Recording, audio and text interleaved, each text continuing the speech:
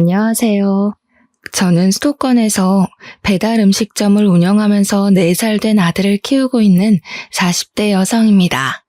본격적인 사연을 이야기하기에 앞서 제 아들 민재 자랑 좀 잠깐 해볼까 해요. 제 아들은 흔히들 말하는 미운 4살이지만 애교가 정말 많고 너무 예쁩니다. 제가 일하고 오면 그 작은 고사리 손으로 제 어깨를 주물러 주기도 하고 저를 꼭 안아주며 뽀뽀도 해주는데 고된 하루의 피로가 싹 가시는 기분이에요.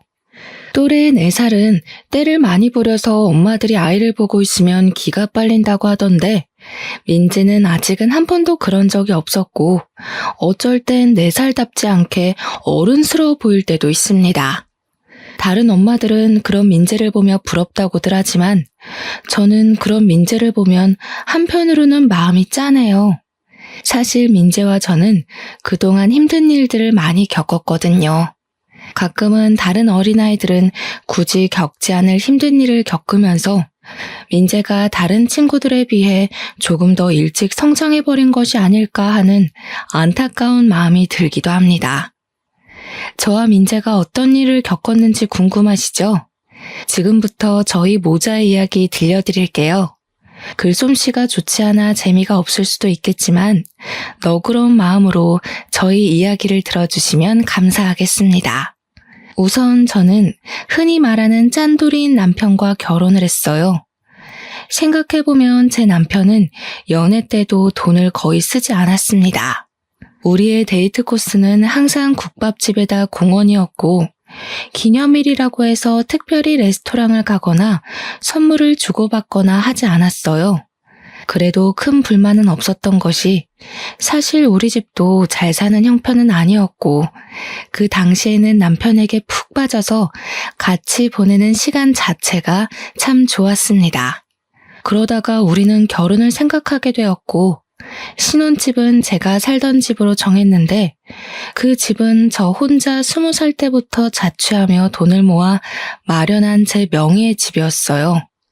비록 변두리이고 구축의 투룸이기는 하지만 남편과 제 회사가 가까웠고 근처에 대형마트나 편의점 등의 각종 편의시설이 많아서 둘이 살기에는 만족스러웠습니다.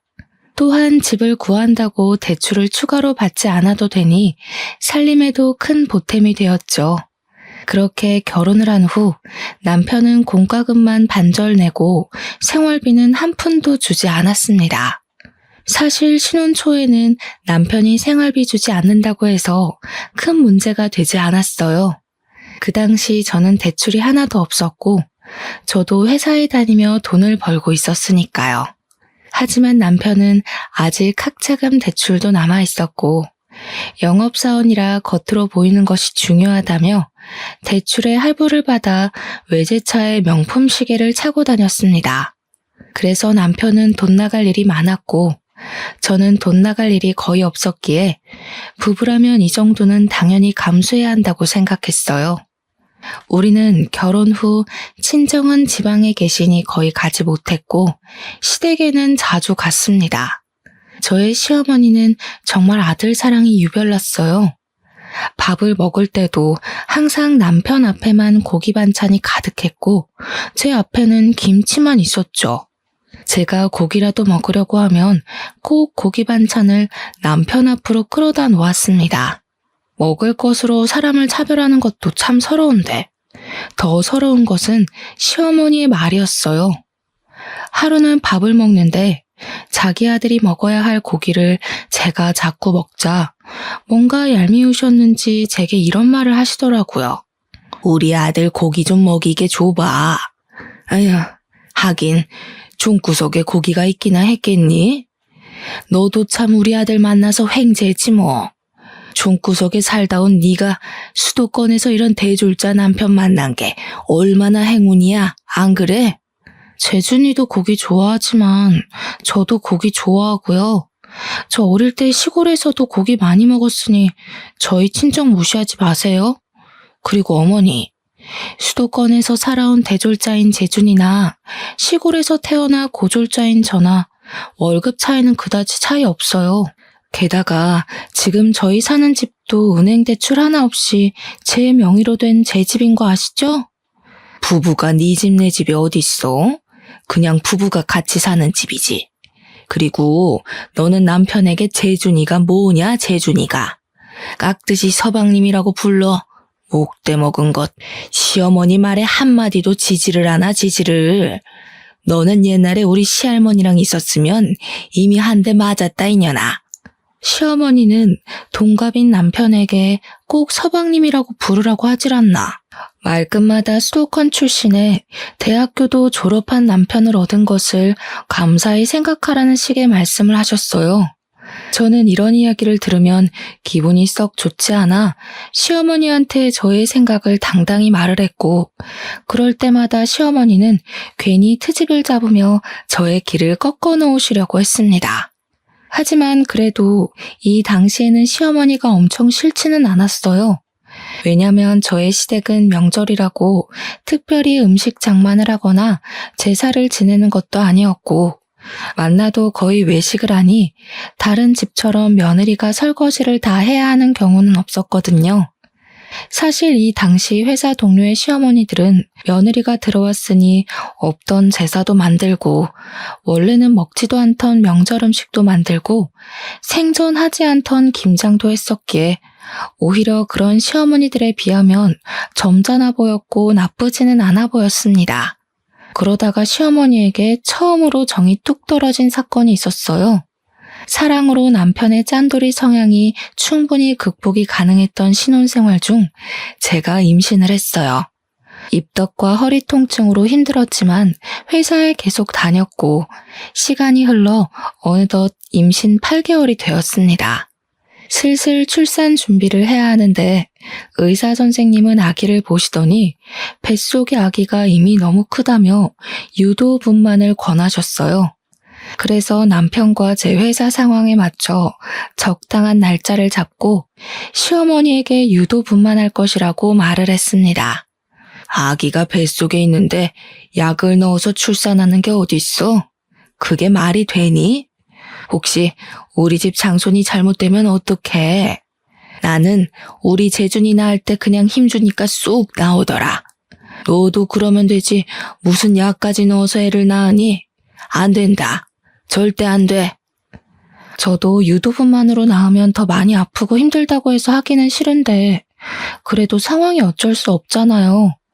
뱃속의 아기가 이미 너무 많이 커서 자연분만으로 하다가는 아기도 저도 위험해진다고 하는데 어떻게 무작정 자연분만을 고집해요.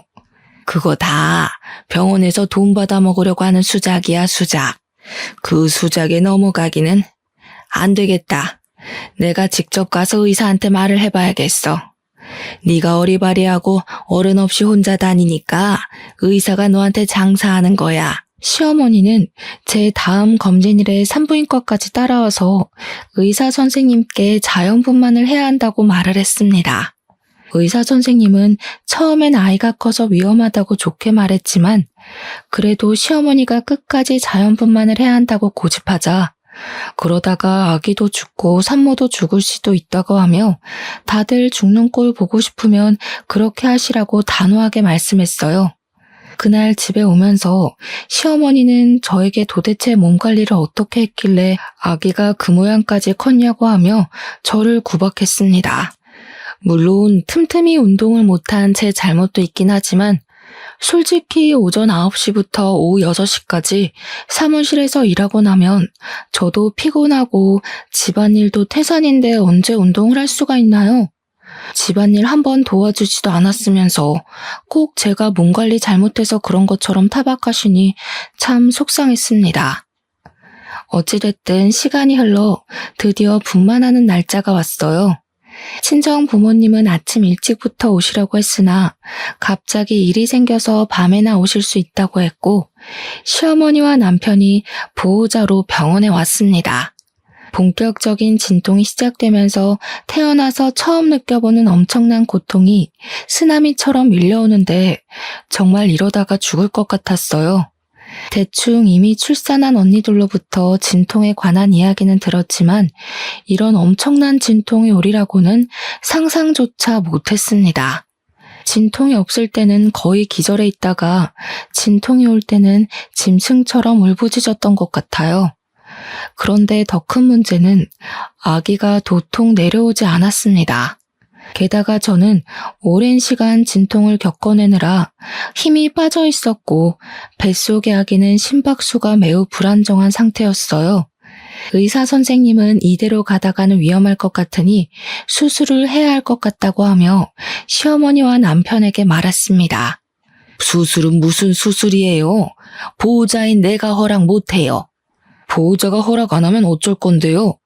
현재 우리나라 법상 산모님만 동의하시면 의사의 판단하에 언제든 제왕절개 가능합니다. 지금 산모분 호흡도 불규칙적이고 아이가 위험해요. 이러다가 아기도 산모도 위험해집니다. 그러니 지금 바로 수술 진행하겠습니다. 아니, 그래도 안 된다니까요. 애를 억지로 약 넣어서 출산하는 것도 기가 막힐 노릇인데 수술까지 해서 애를 낳아요?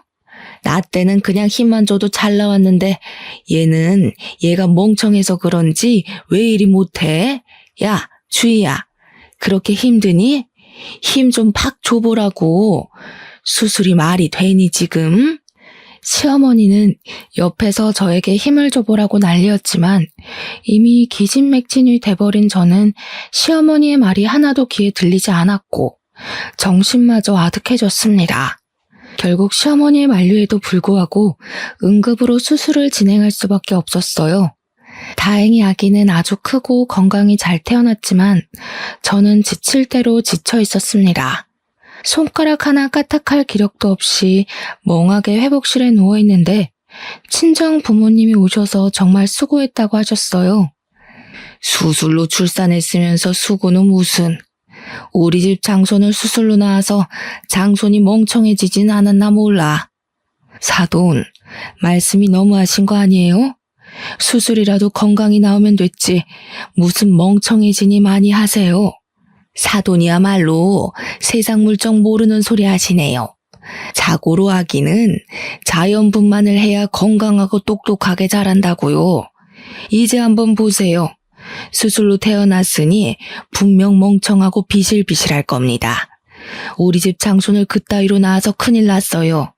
시어머니의 황당한 발언에 어이가 없었지만 병원이기도 하고 옆에 다른 산모들도 있어서 그냥 말을 말았습니다.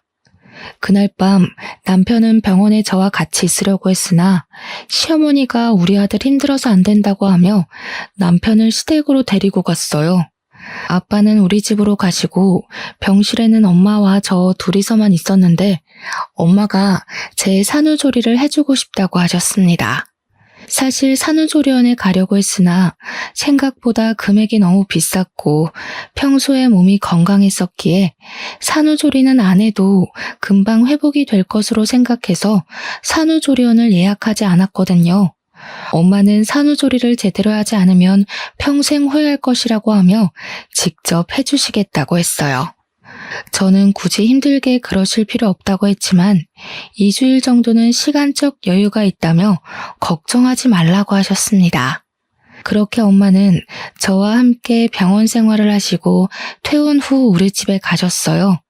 시어머니는 당연히 시골집으로 가실 것으로 생각했던 엄마가 우리 집으로 가셔서 산후조리까지 해준다고 하자 당황하셨습니다. 지금 주의 산후조리를 해주신다고요? 그럼 우리 아들이랑 같이 이 집에 있어야 한다는 거예요? 이 좁아 터진 집에? 당연히 친정엄마인 제가 산후조리를 해줘야지 누가 해준답니까? 그리고 김서방도 같이 있으면서 자네 아들 민재 어떻게 목욕시키고 하는 건지 좀 배우게. 우리 아들이 그런 것을 어떻게 해요? 그리고 이 집에 장모랑 같이 있으면 얼마나 우리 아들이 불편하겠어요? 어디 잠이나 한번 편하게 잘 수 있겠어요? 게다가 우리 아들은 매운 음식 좋아하는데 산모 있으면 그런 음식도 못 먹잖아요. 그럼 곤란한데? 민재가 주임만의 아들도 아니고 둘이 같이 낳았는데 당연히 둘이 같이 키워야죠. 같이 아기 보고 해야지 어떻게 주희 혼자 저 몸으로 아기를 봐요. 저 젊을 때는 재준이 낳고 판이라고 그랬어요. 자연분만도 아니고 수술로 나왔는데 뭐가 힘들다고. 아무래도 안 되겠어요. 그냥 우리 재준이는 제가 데리고 갈게요. 사돈 2주일 동안 계신다고 했죠? 그럼 그 시간 동안 제가 재준이 데리고 재준이 먹이고 할 테니까 2주일 동안 모녀간에 좋은 시간 보내세요. 시어머니는 기어이 남편을 데리고 시댁으로 가버렸습니다. 엄마는 한숨을 쉬며 저를 안쓰러운 눈빛으로 바라보셨고 저는 괜찮다고 억지로 웃음을 보였지만 엄마는 그래도 걱정이 한가득하였어요. 그렇게 2주일 후 엄마는 집으로 가시고 남편과 시어머니가 왔습니다. 저는 아직 모유수유 중이라 매운 음식을 못 먹는데 시어머니는 매운 갈비찜에 닭발을 잔뜩 만들어서 가지고 왔더라고요. 산모에 대한 배려는 하나도 없이 자기들 입맛에만 맞춰서 생활하는데 정말 얄미웠어요. 그 뒤로도 남편은 회사 다녀와서 단 한 번도 민재의 목욕은 물론 집안일조차 하지 않았습니다. 오히려 집에 오면 회사 일 때문에 스트레스 받는다고 바로 컴퓨터 앞에 앉아 게임만 했어요. 저는 그런 남편에게 정확히 일을 지시하며 시키려고 했지만 남편은 항상 피곤하다며 짜증을 냈습니다. 그렇게 2달이 지났고 어느덧 저의 출산 휴가도 끝나갔어요. 저는 시어머니에게 민재를 부탁해볼까 했으나 시어머니는 제가 말을 꺼내기도 전에 허리 아프니 절대 아기를 맡길 생각은 하지도 말라고 했습니다. 베이비시터도 마음에 드는 사람이 없었고 결국 아직 100일도 안 된 민재를 어쩔 수 없이 어린이집에 보냈어요. 어린이집 적응 기간이 끝나고 저는 회사에 복귀했는데 민재가 자꾸 아팠습니다.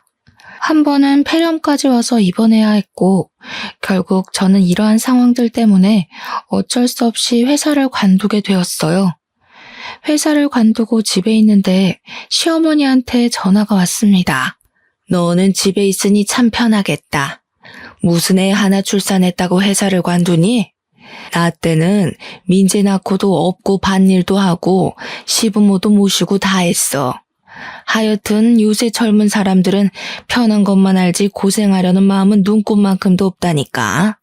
제가 회사를 관두고 싶어서 관둔 것도 아니고 민재를 봐준 적도 없는 시어머니가 이런 식으로 말하자 너무 화가 났어요. 그때는 밭일이고 지금은 회사잖아요. 회사에 갓난아기를 업고 어떻게 가요? 그게 말이 돼요? 요새 같은 세상에 그러면 뉴스에 나와요. 그리고 이런 말씀하시기 전에 어머니가 직접 민재 좀 봐주시던가요. 그것도 아니면 다시는 전화해서 그딴 이야기 하지 마세요. 아시겠어요? 이게 말하는 꼬락선이 좀 보소. 아무튼 그건 그렇고 너 이번에 퇴직금 받지? 지금 회사 20살 때부터 다녔으니까 퇴직금 꽤 나올 것 아니냐. 그 퇴직금 나 좀 이번에 주면 안 되겠니? 나도 염치가 있으니 다는 말고 절반만이라도. 내가 우리 남편 죽고 나서 사망보험금에 연금으로 어찌어찌 살긴 사는데 나도 요새 경제적으로 아주 힘들구나. 제 퇴직금을 달라고요? 제가 왜요? 어머니께서 저를 키우신 것도 아니고 제가 일해서 제가 번 돈인데 우리 엄마도 탐내지 않는 제 퇴직금을 왜 제가 어머니께 드려야 하죠? 그래도 내가 민재 할머니고 네 남편의 엄마잖니. 그니까 뭐 네 엄마도 되는 거지 뭐. 안 그래? 네?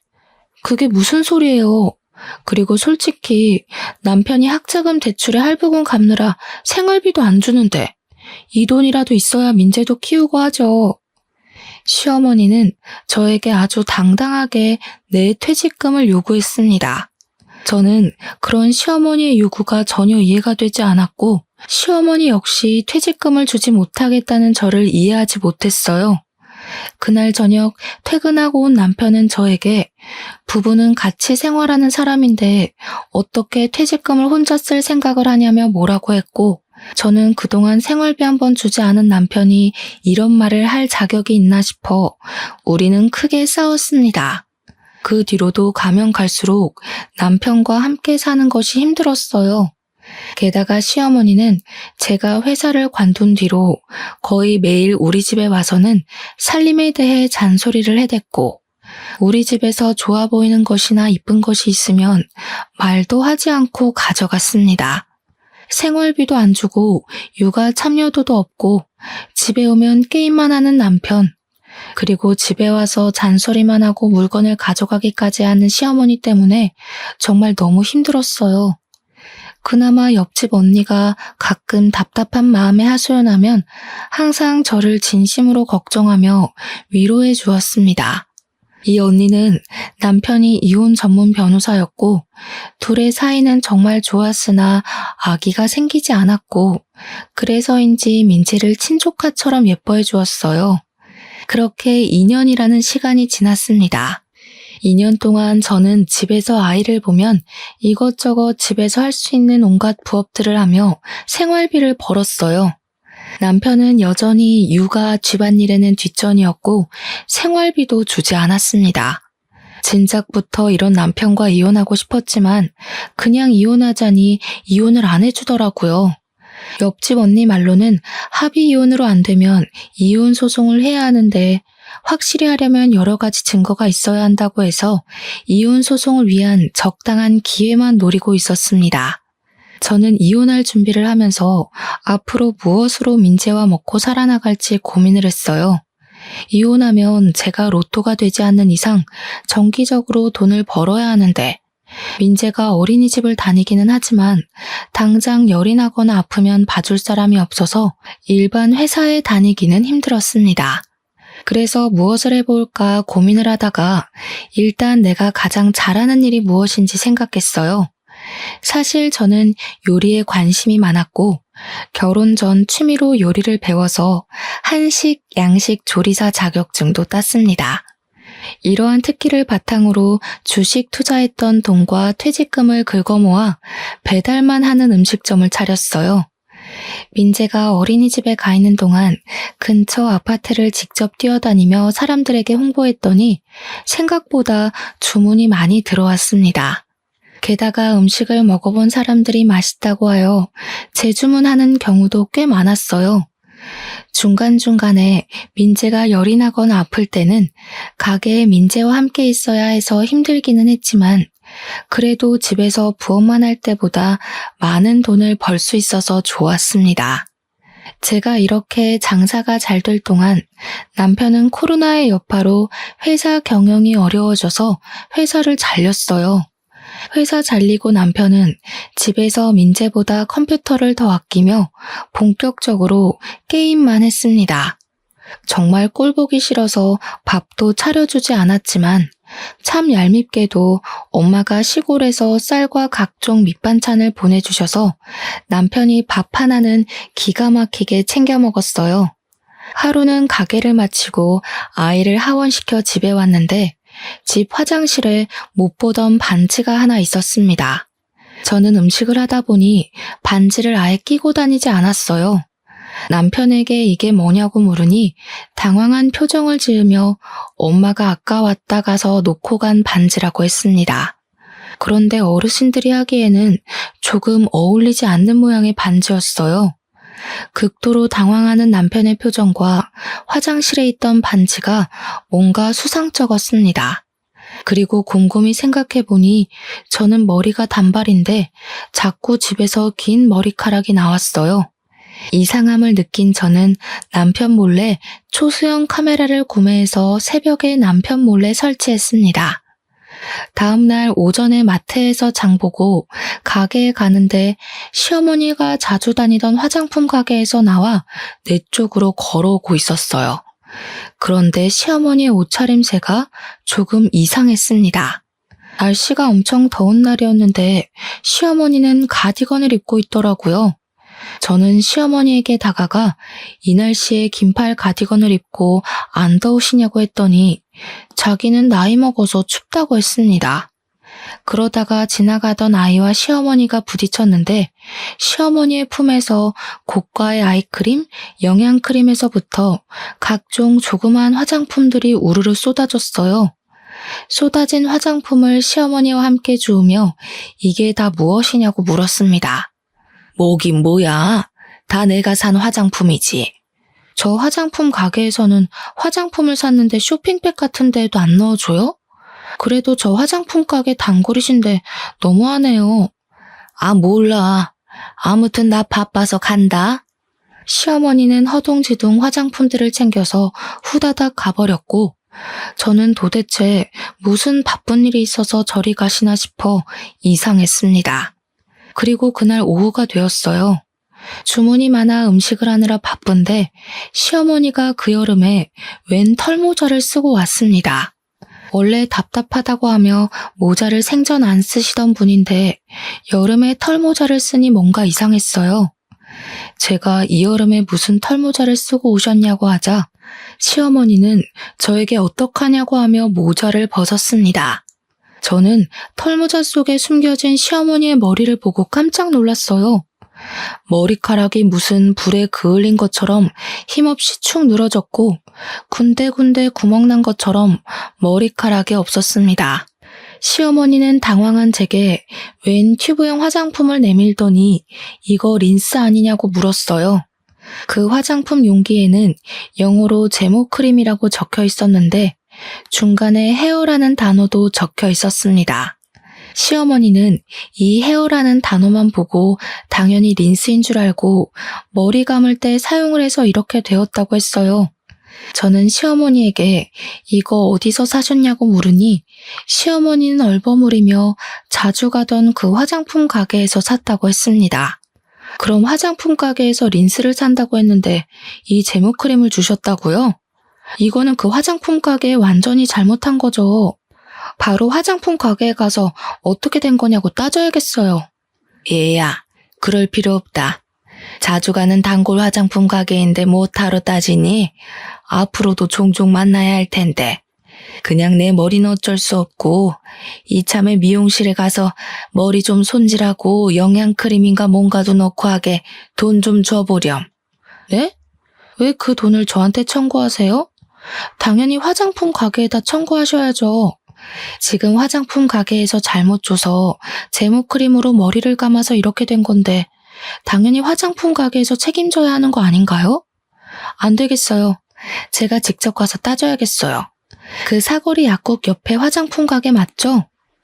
저는 화장품 가게에 가서 따지려고 했지만 시어머니가 저를 말렸습니다. 원래 시어머니 성격상 이런 일 당하면 끝까지 따질 사람인데 그냥 있는다니까 이게 무슨 일인가 싶었어요. 저는 화장품 가게에 가려고 했으나 시어머니가 끝까지 말리기도 했고 배달 주문도 들어와서 그냥 가만히 있었습니다. 시어머니가 가시고 혼자 일을 하는데 그날따라 주문이 많아서 식재료가 부족했어요. 그래서 마트에 장 보러 갔다가 시어머니의 단골 화장품 가게를 잠깐 들렸습니다. 마침 집에서 쓰던 샴푸도 떨어지고 도대체 어쩌다가 제모크림을 린스로 착각하고 건넸는지 궁금했거든요. 들어가 보니 젊은 여직원 뒤로 시어머니가 썼던 튜브형 제모크림이 있었습니다. 저는 여직원에게 혹시 저 제모크림도 파는 거냐고 했더니 이 제품은 인기가 없기도 하고 유통기한이 지나서 팔지 않는 것이라고 했어요. 시어머니는 분명 여기서 저 제모크림을 샀다고 했는데 점원은 제모크림은 파는 것이 아니라고 하는 것이 이상했습니다. 저는 여직원에게 시어머니의 이름을 말하며 혹시 아느냐고 물었어요. 여직원은 시어머니를 잘 안다면서 원래 이 화장품 가게는 여직원의 어머니가 운영했었고 여직원의 어머니와 시어머니는 고등학교 동창이었다고 합니다. 동창이라는 이유로 시어머니는 매일 화장품 가게를 찾아왔는데 사실 여직원의 어머니는 시어머니를 그다지 좋아하지 않으셨대요. 시어머니가 와도 매출을 올려주는 것도 아니었고 이래야 하는데 샘플만 왕창 요구하며 정신이 하나도 없게 만들었다는 것입니다. 그래도 동네 장사이다 보니 시어머니가 오면 어쩔 수 없이 친절하게 응대를 해왔고 그러다가 여직원의 어머니가 몸이 안 좋아져서 이 화장품 가게는 여직원이 운영하게 되었다고 해요. 시어머니는 그 뒤로도 종종 와서 여직원에게 친한 척하며 엄마는 샘플을 항상 많이 챙겨줬다면서 샘플을 달라고 했다고 합니다. 여직원의 어머니도 말 많고 골치 아픈 사람이니 그냥 샘플 줘서 빨리 보내버리라고 하시는 통에 여직원도 아무 말 없이 그냥 커피 한 잔과 샘플을 많이 주며 시간 보내다가 가라고 했다고 해요. 저는 여직원에게 어머니가 가게 안쪽까지 들어오냐고 했더니 항상 와서 가장 안쪽의 의자에 당당히 앉는다고 했습니다. 순간 제모크림을 여직원이 판 것이 아니라 시어머니가 가져가지 않았을까 하는 생각이 들었어요. 사실 그동안 시어머니가 우리 집이나 가게에서 이런저런 자잘한 물건들을 많이 가져갔었거든요. 그래서인지 왠지 모르게 시어머니가 훔쳤을 것이라는 생각이 들었습니다. 저는 혹시나 하는 마음에 시어머니가 왔던 시간에 CCTV를 확인해 보라고 했어요. 마음 같아서는 저도 같이 확인하고 싶었지만 제 가게를 운영해야 했기에 그 말만 하고 나왔습니다. 그렇게 며칠이 지났어요. 가게 일을 마치고 집에 가는 길에 잠깐 쓰레기 버리러 나온 옆집 언니와 마주쳤습니다. 같이 엘리베이터를 타며 이런저런 이야기를 하다가 옆집 언니가 아랫집 여자와 친하냐고 물었어요. 저는 아랫집 여자 누군지도 모른다고 하니 아랫집 여자가 자꾸 오후에 우리 집에 들락날락 한다고 하며 한번 알아보라고 했습니다. 옆집 언니와 헤어지고 집에 들어가려는데 갑자기 화장실에 있던 반지, 짧은 내 머리와는 다르게 긴 머리카락이 자꾸 나오던 것이 생각났어요. 저는 이전에 설치하고 잊고 있었던 몰래카메라를 바로 확인하고 싶었지만 남편이 있으니 참았다가 다음날 민재를 등원시키고 가게로 출근해서 몰래카메라를 돌려봤습니다. 몰래카메라에 녹화된 내용을 보니 정말 황당했어요. 옆집 언니의 말대로 제가 가게에서 일하는 그 시간에 우리 집에 아랫집 여자가 왔더라고요. 아랫집 여자는 우리 집에 와서는 제가 자던 그 침대 위에서 남편과 충격적인 행위를 하고 있었습니다. 영상을 본 저는 이성을 잃었고 지금 당장 이혼할 생각으로 집으로 갔어요. 어차피 민재에게도 전혀 도움이 되지 않는 아빠인데다가 생활비도 한 푼 주지 않고 남남처럼 지내서 언제든 이혼하고 싶었지만 남편이 이혼은 안 된다고 해서 어쩔 수 없이 질질 끌고 온 결혼 생활이었잖아요. 그래서 당장 남편이 없어도 저는 전혀 문제될 것이 없었습니다. 화가 잔뜩 난 상태로 집 앞에 가니 우리 집에서 여자 웃음소리가 들렸고 저는 아랫집 여자와 남편이 함께 있다고 확신했어요. 바로 문을 열고 들어가려는 순간 우연히 제 모습을 본 옆집 언니가 저를 붙잡았습니다. 이혼 전문 변호사인 언니의 남편 말로는 불륜으로 이혼 소송하려면 확실한 증거가 있어야 한다고 하며 핸드폰으로 동영상 촬영하라고 했어요. 저는 언니의 조언에 핸드폰을 켜고 현관문을 열었습니다. 제 생각과는 달리 거실에는 남편도 아랫집 여자도 없었고 대신 큰 방에서 간드러진 여자 목소리가 들렸어요. 이들은 안방에서 열심히 움직이느라 현관문이 열렸는지도 모르더라고요. 저는 바로 안방문을 활짝 열고 핸드폰으로 둘의 실체를 낱낱이 촬영했습니다. 생각지도 못하게 나타난 저를 보며 둘 다 깜짝 놀라 어쩔 줄 몰라 했고 그 모습을 고스란히 찍어버렸습니다. 아랫집 여자는 저를 보더니 얼굴을 가리고 후다닥 자기 집으로 도망갔어요. 그동안 내가 일할 동안 너는 전현이랑 이렇게 뜨거운 시간을 보내고 있었어? 잘 됐네. 안 그래도 너한테 5만 가지 정 다 떨어졌는데 확실한 이혼 소송거리 제공해줘서 고마워. 우리 이제 진짜 제대로 끝내자. 아주 피 터지는 싸움을 하더라도 너랑 끝내고 위자료에 양육비까지 제대로 받을 테니까 각오하고 있어. 알겠어? 주희야, 그니까 이게 말이야. 어떻게 된 거냐면 이미 너랑 아랫집 년이랑 같이 침대 위에 있던 모습까지 다 확인했는데 무슨 말이 더 필요해? 우린 이제 끝났어. 참, 이 집 내 집인 거 알지? 지금 당장 나가. 너 짐 전부 다 챙겨서 나가라고. 만약에 나 오늘 가게 일 마치고 왔는데 너랑 너 짐이 아직도 여기에 있으면 너 맨몸으로 쫓아낼 거야. 알겠어? 민재도 있고 너도 있는데 내가 어디를 가? 내가 갈 데가 어디 있다고? 아랫집에 가면 되겠네. 아랫집 그년 집에 둘이서 잘 살면 되겠어. 안 나가면 아주 동네방네 소문 다 내버릴 테니까 그런 줄 알아. 알겠어?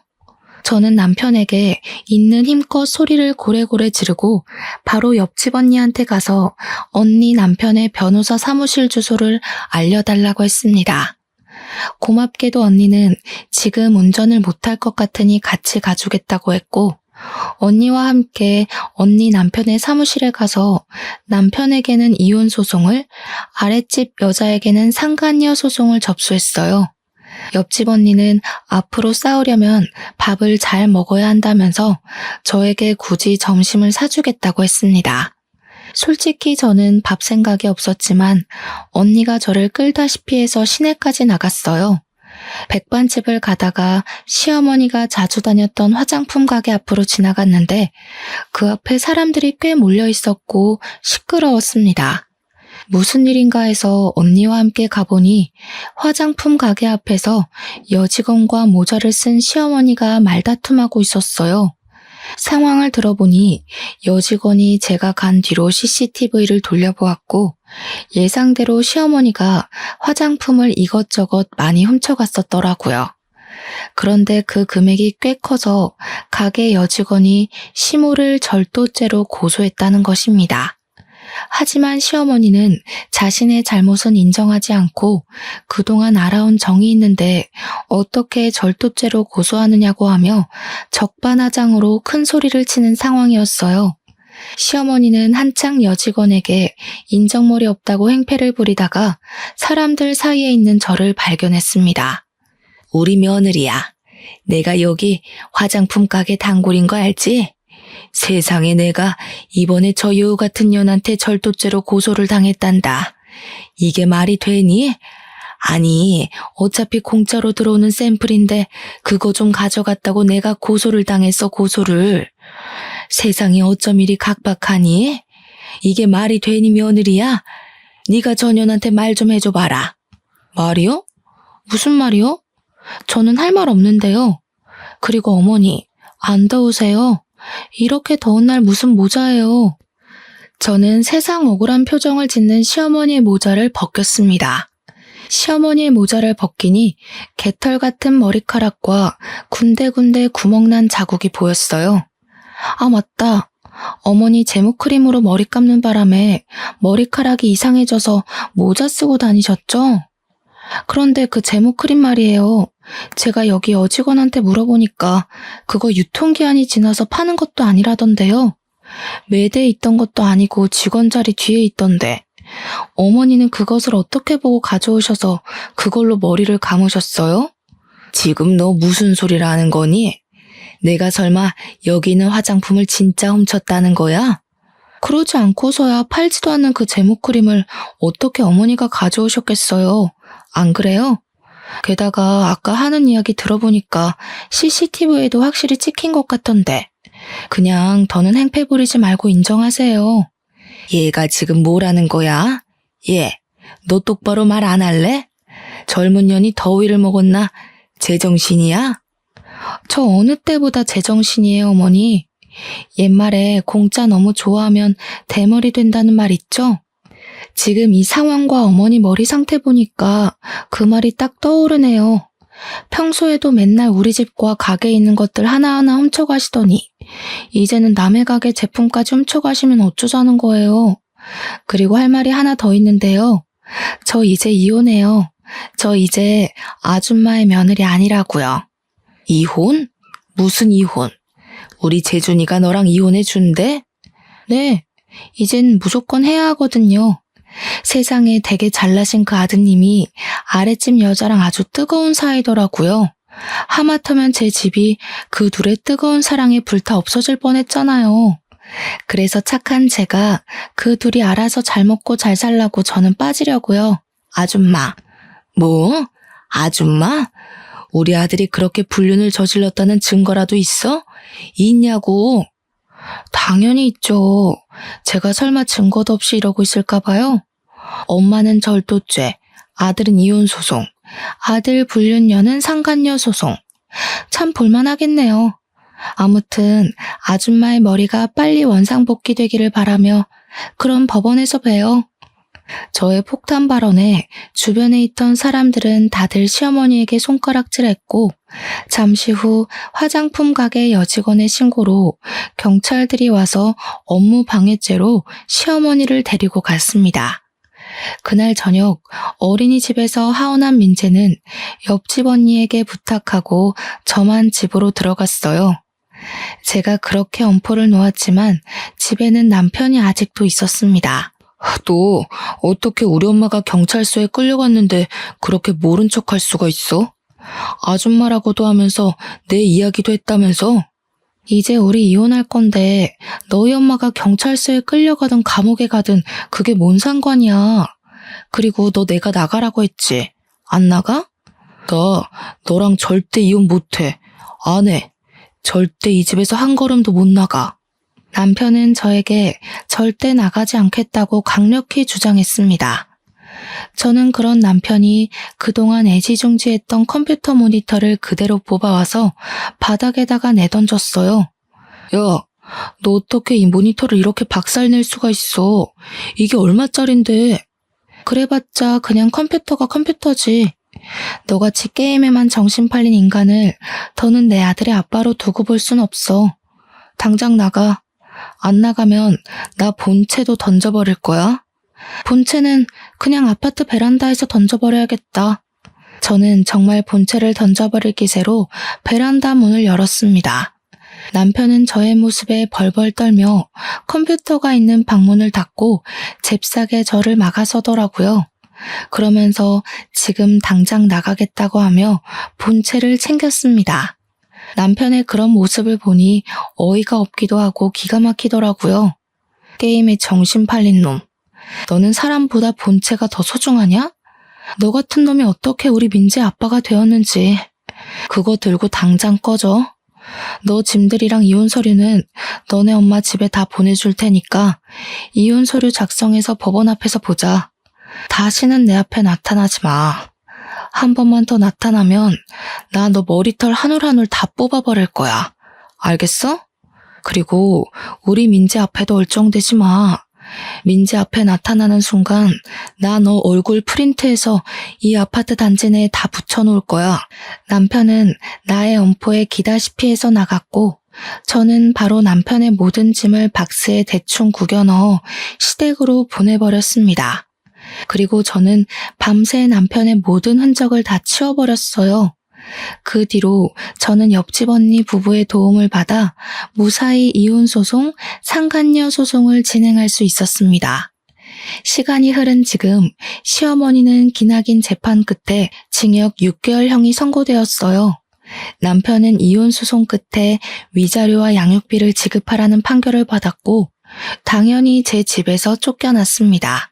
시댁에 들어가서 살려고 했으나 시어머니도 재판을 받으면서 경제적으로 많이 어려워져 집을 팔아버렸더라고요. 그래서 남편은 자신이 끌고 다니던 자동차와 시계, 컴퓨터까지 다 팔고 고시원에 들어가서 어찌어찌 살고 있습니다. 그리고 남편과 불륜을 저질렀던 아랫집 여자는 당연히 자신의 남편에게 이혼당하고 이 동네의 얼굴뿐 아니라 살던 호수의 직장까지 소문이 쫙 퍼져서 밤에 도망치듯 어디론가 떠나버렸다고 해요. 그리고 저는 여전히 장사가 잘 되고 시에서 식품위생업소로 선정되어 아주 바쁘게 생활하고 있습니다. 가끔 정말 바쁜 날에는 옆집 언니네 부부가 우리 민재를 돌봐주기도 하고 있어요. 민재 역시 어린이집에서 친구들과 아주 원만하게 지내며 아빠 없는 생활에 적응하고 있습니다.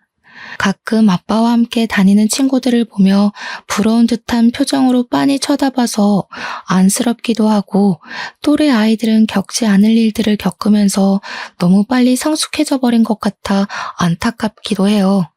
지금까지는 민재가 힘들게 살았을지 몰라도 앞으로는 민재가 활짝 웃으며 여느 아이들처럼 해맑게 자랐으면 좋겠습니다. 햇살 좋고 날도 좋은 가정의 달 5월이 되었어요.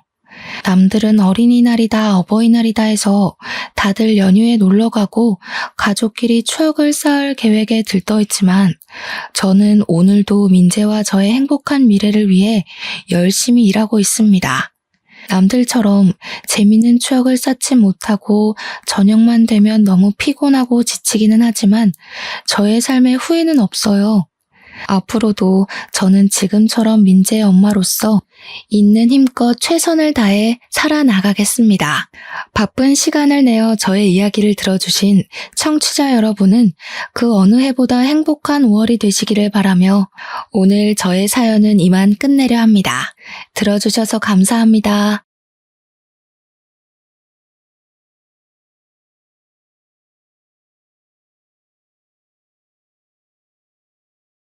안녕하세요. 저는 지방에 내려와 살게 된 지 반개월 정도 된 기혼 여성입니다.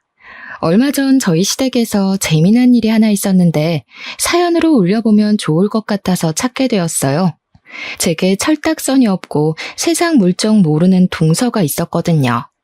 그 친구 덕분에 짧은 기간 동안 얼마나 집안 분위기가 오르락내리락 했는지 몰라요.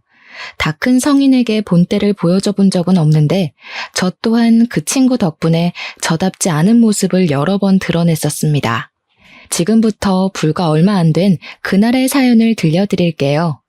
저는 감히 남편 잘 만나 제2의 인생인 결혼을 성공했다고 자부할 수 있는 삶을 살고 있습니다. 근데 그렇다고 결혼 생활이 순탄치만은 않았어요. 이유는 바로 동서의 존재 때문이었어요. 남편에겐 남동생이 하나 있는데요. 제가 결혼하고 시동생이 1년 뒤에 결혼하게 되었거든요. 제겐 동서되는 그 친구는 굉장히 부잣집 딸이라서 시모가 유난히 좋아했습니다. 시댁 입장에서 부잣집 며느리가 들어오면 당연히 좋겠죠. 굳이 시모가 그걸 집어내지 않아도 저 또한 동서의 재력에 스스로 위축이 됐거든요. 그런데 그걸 시모가 굳이 저랑 비교를 하더라고요. 원래 어떤 관계든 비교를 하면 서로에게 상처가 되기 마련이잖아요. 시모가 꼭 그렇게 갈등 상황을 만들어버리니 집안 분위기에 나락이 찾아오는 거 아니겠어요? 일단 저희 친정이 그렇게 잘 살지 못하는데도 남편과 결혼을 할 수 있었던 건 남편이 저를 너무 많이 좋아해서 결혼을 밀어붙인 케이스였기 때문이었어요. 시부는 일이 많아서 결혼 인사 때 아니면 볼 일이 별로 없어 괜찮았거든요. 근데 시모는 주야장천 마주하니 저를 싫어하는 그 얼굴을 더 자주 봐야 했습니다. 시댁도 되게 잘 사는 집은 아니에요. 어쩌면 우리 친정이랑 비슷한 형편이라고 할 수도 있습니다. 그런데도 시모는 비범한 며느리가 좋나 보더라고요. 자기 배경이 너무 평범해서 잘난 집안을 원하는 것 같기도 했어요. 예를 들면 며느리 될 사람이 배경이 비범하든지 학벌이 비범하든지 직업이 비범하든지 이런 쪽으로 하나 정도는 뛰어나길 바랬습니다. 제가 결혼 인사 갔을 때도 대놓고 저런 걸 물어보셨으니 시모가 원하는 며느리상 정도는 꿰고 있어요. 근데 저는 시모가 좋아할 상이 아니었거든요. 이도저도 아니고 너무 평범한 사람이었다 보니 시모 마음에 들 수가 없었던 거죠. 솔직히 결혼 반대가 한 번 정도 있었습니다. 하지만 결국에 시모가 자기 의견을 양보한 이유는 제 남편이 장남이라서 분에 넘칠 만큼 아꼈기 때문이었죠. 사랑하는 자신의 첫째 아들이 저를 죽고 못 살 만큼 사랑한다고 하니까 어쩔 수 없이 결혼을 허락해 준 겁니다. 그래서 저는 처음부터 시모에게 예쁨 받지 못했어요. 시모는 자신에게 무언가 해줄 며느리를 원했는데 저는 그럴 능력이 안 되는 며느리였다 보니 제게 못마땅하다는 걸 늘 표현하고 다니셨죠. 결혼식 올리고 나서 저를 얼마나 못살게 굴었는지 몰라요. 시모는 차라리 이혼해도 좋으니 남편이 저를 버렸으면 좋겠다는 생각도 하는 것 같았습니다. 결혼 초에 저랑 남편 관계를 엄청 이간질했었거든요. 내가 분명 50만 원짜리 다육이 여기 뒀었는데 없어졌어. 새아기가 집에 올 때마다 여기 주변을 어슬렁거리는 것 같긴 하던데 걔가 집에 오고 난 후로 자꾸 뭐가 없어지는 것 같단 말이야. 또 시적이네. 내 아내 그럴 사람 아닌 거 내가 제일 잘 알거든. 제발 소설 좀 쓰지 마. 시모는 저런 식으로 안 되는 소리를 자주 짓거렸어요. 그래도 그나마 남편이 제 편에 서서 시모를 배척해줘서 제가 스트레스를 덜 받을 수 있었습니다. 어쨌든 시모는 시동생이 결혼한다는 말을 하기 전까지 저를 어떻게든 쫓아내려고 모함하면서 지냈습니다. 그것에 재미를 느끼고 있는 것 같기도 했죠. 나중에 동서가 결혼 인사를 오고 나서부터 저는 완전 시모 눈밖에 나버리게 되었는데요. 동서가 감히 넘볼 수 없을 정도의 부자인 걸 알고는 결혼하기 전부터 1등 며느리 취급을 하시더라고요. 맏며느리는 저인데도 동서가 집안의 유일한 며느리인 것처럼 대접해줬습니다. 며느리는 역시 이런 며느리를 들여야 돼. 네가 있으니까 벌써부터 집안이 화사하다. 너는 어쩜 이렇게 세련되게 생겼니? 사돈네가 딸 예쁜 거 알고 정말 귀하게 키웠나 보구나. 누구랑 다르게 곱게 자란 티가 팍팍 나네. 칭찬 그만하세요, 어머님. 듣기 부끄러워요. 저희 부모님은 저보고 너무 칠칠 맞다고 시댁 가서 미움받는 거 아닌가 걱정이신걸요? 시모도 시모지만 저는 동서를 처음 봤을 때 동서 역시 만만치 않은 여우라는 걸 느낄 수 있었어요. 동서는 시모를 어려워하는 기색이 전혀 없었고 결혼 인사 온 첫날부터 저한테 물 좀 갖다 달라고 부탁하는 대담함을 보였던 사람입니다. 시모와 하루 만에 친해져서 팔짱까지 끼고 살랑살랑 눈웃음도 잘 치는 것이 긴장이라곤 전혀 안 하는 사람 같았죠. 사실 동서가 긴장을 하든 말든 시모랑 잘 지내든 말든 제가 크게 상관하지 않으려고 했습니다. 그런데 시모가 일부러 염장 지르려고 부른 건진 모르겠지만 꼭 동서가 시댁에 올 때마다 저까지 부르더라고요. 저를 불러놓고 따로 할 말을 하는 것도 아니었어요. 그저 주방일을 시키면서 거실에 앉아 저를 돌려가는 소리만 해댔습니다. 당연히 동서한테는 손에 물 한 방울 안 묻히게 하더라고요. 저리 사람한테 친절할 수 있는 시모가 저한테는 이래라 저래라 가정부 부리듯 말하는 것이 서운하긴 하더군요. 무엇보다 마음에 안 들었던 거는 주말에 불러서 부려먹는다는 거였어요. 남편은 사업가라서 주말에도 출근을 하는데 시모가 그걸 아주 잘 아니까 일부러 남편 몰래 저만 부르려고 주말에 연락하더라고요.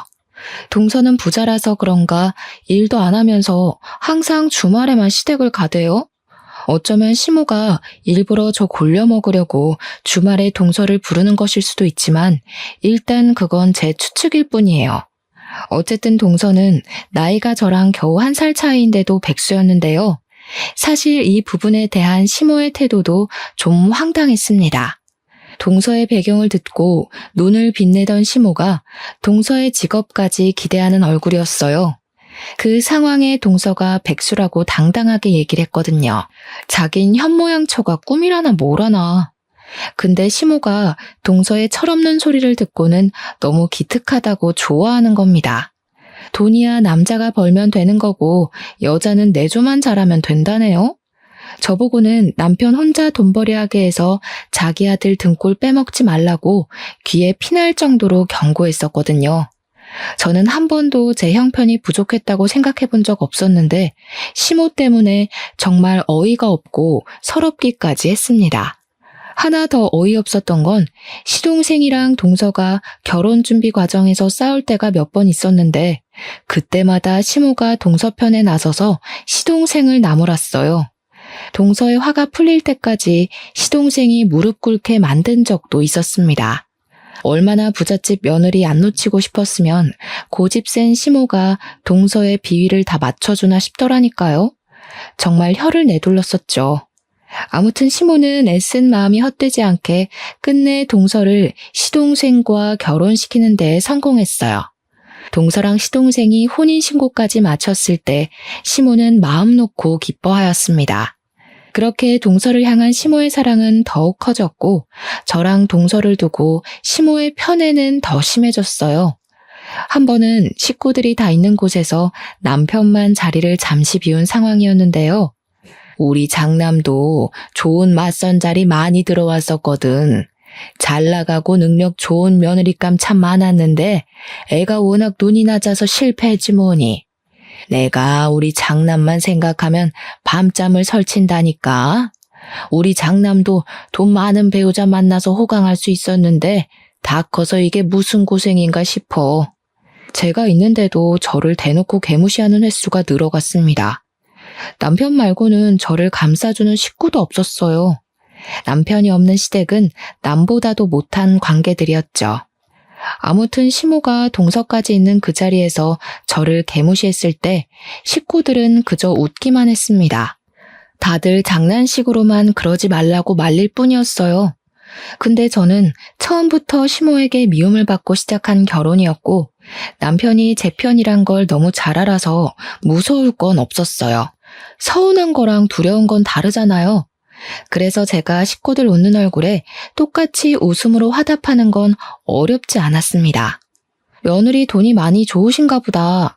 그렇게 바란다고 어머님 돈 되는 것도 아닌데 굉장히 돈돈거리시네요. 그러다 기대만큼 안 해주면 서운하다고 삐치겠어요. 나중엔 자식 잘못 키웠다는 소리도 하시겠죠? 역시 어머님 같은 분들은 속이 훤히 보여서 웃겨요. 뭐야? 돈돈거려? 얘 말하는 것 봐라. 너 어른한테 말버릇이 뭐 그따위니? 네? 저는 그냥 어머님 말버릇 따라 해봤을 뿐인데요. 어머님이 저에 대한 감정을 안 숨기시길래 저도 그게 좋을 것 같아서요. 그래도 동서가 보고 있는데 저도 체면이 있잖아요. 시모가 어이없다는 듯 저를 째려보더군요. 아마 제 주제에 무슨 체면을 따지냐고 한 소리 하고 싶었을 겁니다. 그런데 제가 그 말을 할 시간을 별로 주고 싶지 않았어요. 시모 성격에 한바탕 다툼이 될 것 같았거든요. 괜히 분위기가 고조될 바엔 그만 주방에서 뒷정리나 하는 게 나을 것 같아서 자리를 떴는데요. 그때까지만 해도 제가 시모를 좀 과소평가했더라고요. 시모가 저 때문에 동서 앞에서 자존심 상했다고 생각했는지 그 상황을 그냥 넘기지 못하고 바로 안갚음을 해주는 겁니다. 주방으로 저를 따라와서 제가 서 있는 싱크대로 그릇을 와르르 쏟아버리대요. 그 바람에 더러운 오염물이 제 옷으로 왕창 튀어버렸습니다. 거의 들이부어진 셈이로요. 비싼 옷도 아니니 버려도 상관없잖아. 이참에 너도 네 동서 보고 옷 센스 좀 배워라. 젊은 나이 아깝게 옷 꼬락서니가 그게 뭐니? 내가 동네 창피해서 맏며느리 있다고 말하기가 싫다. 미안하단 말 먼저 할 거 아니면 제발 입이라도 다물지. 시모는 끝내 사람 속을 뒤집고 가버렸어요. 제가 자기한테 지는 꼴을 봐야만 속이 풀리는 사람이니 그랬을 겁니다. 짜증이 났지만 여기서 제가 또 나섰다간 시모 성격에 이보다 더한 반격으로 갚아줄 거거든요. 근데 식구들 다 모인 상황에서 그렇게까지 분위기를 끌고 가긴 싫어서 참았어요. 그냥 철없는 어른이니 불쌍하게 생각하자 그렇게 스스로 위안만 했죠. 저는 졸지에 많은 양의 물을 튀어 찝찝한 상태로 설거지를 해야 했습니다. 괜히 시모한테 한마디 대들었다가 저만 똥 덜 닦은 기분이 돼버렸어요. 그리고 그때 남편이 등장했죠. 제 남편은 눈치가 빨라서 딱히 좋은 타이밍이란 것이 통하지 않는 사람인데요. 그런 남편의 눈에 자기가 없는 동안 제가 어떤 처지에 놓였는지 잘 보였나 보더라고요. 남편이 주방에서 혼자 설거지하고 있는 제 꼴과 거실에서 떠들고 놀고 있는 식구들을 번갈아 보더니 어떠한 의심도 없이 바로 시모한테 가서 큰 소리를 내었습니다. 엄마, 그새를 못 참고 또 저 사람한테 시비 걸었어? 한 번만 더 내 아내 마음대로 부려먹으면 가만 안 있을 거야? 깜짝이야. 왜 소리를 지르고 그러니? 내가 뭘 했다고? 맏며느리가 돼서 시애미한테 함부로 짓거리는데 그럼 그걸 가만히 내버려둬야 했어? 제가 먼저 건방지게 말한 거 여기 있는 사람들 다 들었어. 시모는 주변 가족들을 가리키며 굉장히 억울해했습니다. 얄밉기로는 세계 최강이지 않나 싶었어요. 저희 집에 얄미운 사람은 시모 하나로 족한데 어찌 그런 사람이 하나 더 생겨버렸다는 걸 이날 확실하게 알게 되었는데요. 다른 식구들도 가만히 있는데 이제 막 식구가 된 동서가 갑자기 나서더라고요. 아주버님 진정하세요. 어머님 말씀 사실이에요. 솔직히 저도 형님 태도에 좀 놀라서 말려야 하나 싶었어요. 형님 말씀이 많이 무례하더라고요. 어른한테 그렇게 말하는 사람 처음 봤어요.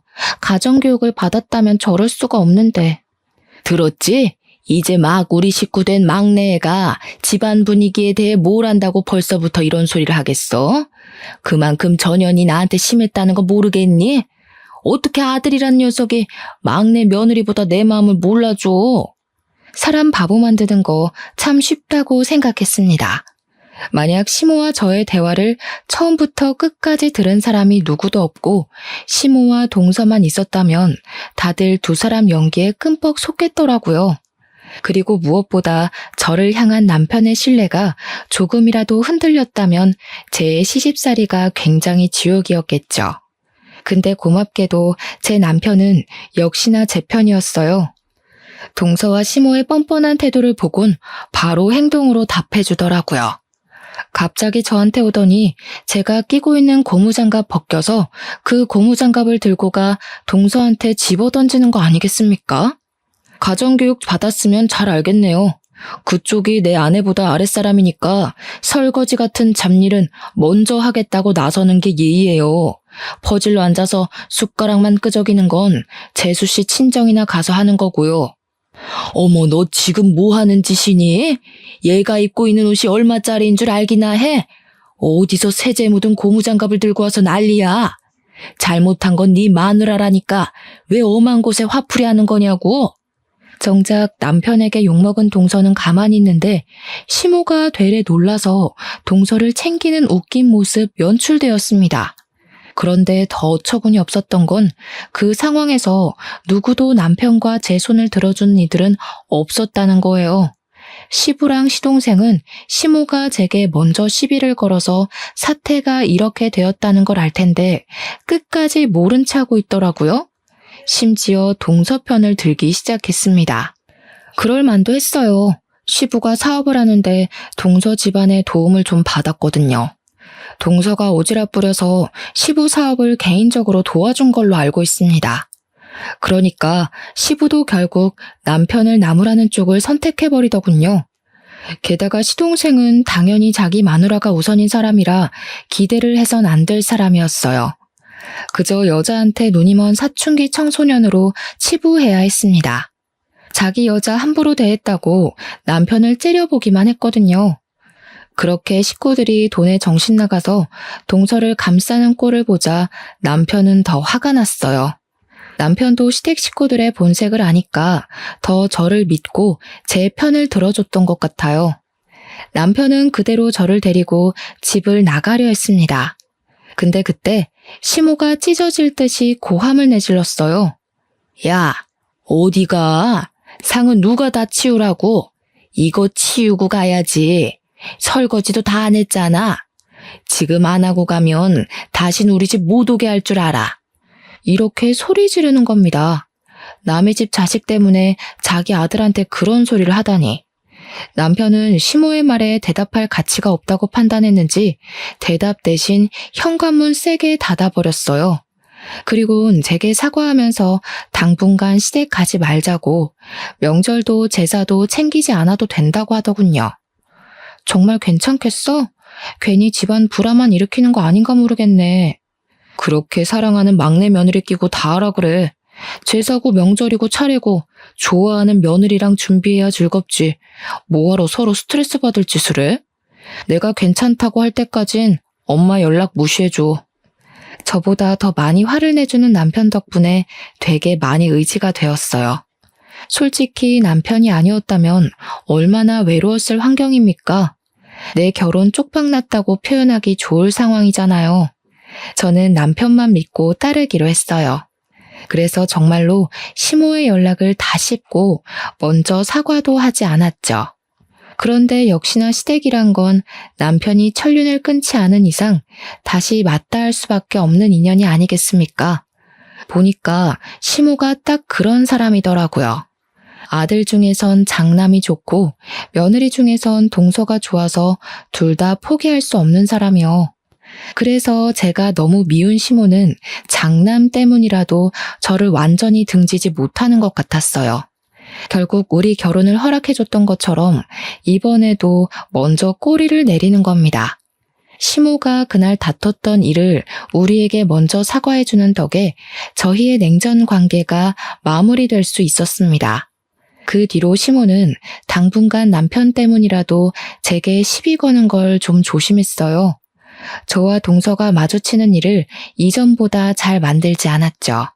그랬더니 이젠 동서가 몸이 근질근질한가 보더라고요. 저랑 친한 것도 아니면서 어느 날부터 안부 문자를 보내대요. 별로 답장해줄 필요성을 못 느껴서 못 받은 척 그냥 씹었더니 그 뒤로는 우리 집까지 찾아오는 거 아니겠습니까? 동서는 자기가 시모를 잡고 있다는 걸 너무나도 잘 아는 여자였어요. 시댁에서 시모를 잡는 것이 실세가 될 수 있다고 생각하는 것도 같았습니다. 백수니까 심심한지 사람 골려먹을 궁리만 하나 보더라고요. 그동안은 같은 백수인 시모랑 저를 골려먹느라 재밌었겠죠. 그런데 시모가 잠깐 저 괴롭히는 걸 파업 중이라 자기는 따분한가 봐요. 느닷없이 시모의 심부름을 왔다면서 우리 집에 들이닥친 거 아니겠어요? 형님, 이런 궁상맞은 곳에 살고 계셨구나. 이러니까 어머님이 그렇게 무시하시죠. 솔직히 어머님도 별 볼 일 없는 곳에 살면서 왜 그렇게 형님을 깔보나 궁금했거든요. 근데 형님 사는 꼴 보니까 어머님이 그럴 만도 했네. 이런 데서 어떻게 살아요? 저 대사가 바로 우리 집을 처음 방문한 동서의 첫인사였습니다. 인사 멘트만 봐도 예의라고 눈꼽만큼도 없는 년이란 거 느껴지지 않나요? 동서는 우리 집을 들어오자마자 집을 둘러보더니 엄청 비웃더라고요. 당연히 기분 나빴죠. 근데 동서가 하는 모든 말은 다 기분 나쁜 것들이라 딱히 큰 타격은 없었어요. 그보다 다른 말이 좀 더 머릿속에 남았는데요. 저는 동서가 시모랑 쿵짝이 잘 맞는다고 생각했는데 아니었다는 것이 좀 의외더라고요. 동서가 그동안 자기 편하자고 시모를 이용했을 뿐이었단 걸 그날 처음 눈치챘습니다. 그것도 모르고 시모는 동서랑 대화가 너무 잘 맞는 것 같다고 동서를 엄청 어화둥둥했던 거였어요. 동서의 진짜 속마음을 알고 나서 둘 사이를 돌아보니까 참 재밌는 조합이더라고요. 그때부터 동서는 제 앞에서 시모에 대한 속마음을 굳이 숨기지 않았습니다. 저를 믿어서 그런 건 아니었고 제가 시모한테 미움받고 있는 입장이었으니 제가 아무리 무어라 짓거려도 시모가 제 말을 믿을 리 없다고 생각하는 것 같았어요. 그래서 그런가 갈수록 동서의 입술은 더 험해졌습니다. 저랑 둘만 있으면 거침없이 저와 시댁을 개무시해주더군요. 원래 그렇게 살아온 사람 같았어요. 그냥 자기보다 돈 없어 보인다 싶으면 무조건 다 창해 보더라고요. 심지어 자기 남편까지 아랫사람으로 보고 있더라니까요. 저한테 직접 얘기도 하더라고요. 자기는 시동생을 사랑해서 결혼한 게 아니라 개처럼 헌신을 잘해서라고 말이죠. 나는 내 곁에 개처럼 있어줄 사람이면 돼요. 괜히 비슷한 집안 만나서 피곤하게 며느리 노릇하고 사는 거 지겨워. 지금처럼 못난 놈들한테 돈 조금 쥐어주면 얼마나 편하게 살 수 있어요. 어머님이고 아버님이고 제 앞에서 아주 내 발로 기잖아요. 형님은 그렇게 못해서 개고생해야 되는 거고. 입조심 좀 하는 게 좋을 것 같은데 돈 많아도 동서처럼 주둥이 싸게 놀리면 결국 가진 거 다 잃게 될걸? 나중에 개망신 당할 일 생기면 어쩌려고 그렇게 허세를 부려. 뭐라고요? 허세는 형님이 부리고 있는 게 허세죠. 가진 것도 없으면서 자존심 하나 때문에 괜히 센 척하고 있잖아요. 내가 잘 사는 게 부러우니까 자존심이라도 지키려는 거 아니에요?